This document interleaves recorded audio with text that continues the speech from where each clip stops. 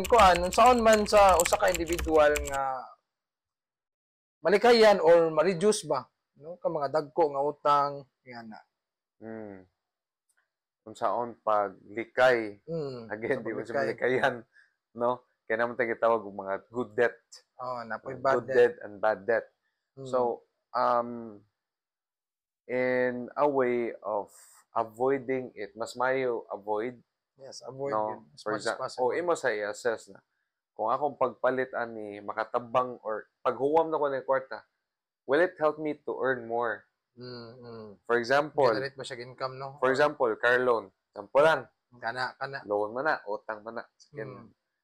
Kung gamiton nimo for business, like carpool nga na no. Imo ipa-carpool, pwede kayo. Okay siya. Another one is gamit mo sa imong business. Let's say imong business like ato as advisors, we need to meet a lot of people. We can also do that. It's a good investment or good debt.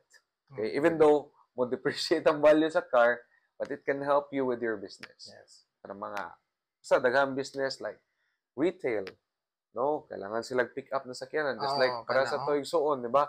So tuig suon kailangan siya dako-dako nga sakyanan, truck gyud para ma-transfer kuyog yung mga trabahante. So it's a good kuan gyud and di gyud na siya malikayan na no. Again, assess maayo ba ni or di, okay? So kana number 2 is kailangan di kang padasi mo emotion. Oo. Any decision, happy kay ka or goal kay ka, if mo make a decision na sayop ka na.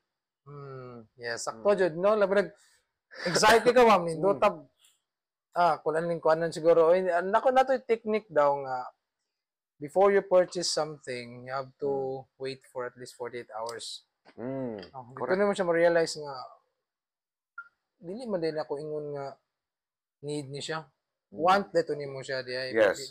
So one of the thing pud ka na imong i-assess is do you need it or do you want it? So meaning if you need it, you can't live without it. Yes. No? But if you want, kana mga wants is bisag wala pa na siya, okay raman ka. No? So mo na siya paglikay.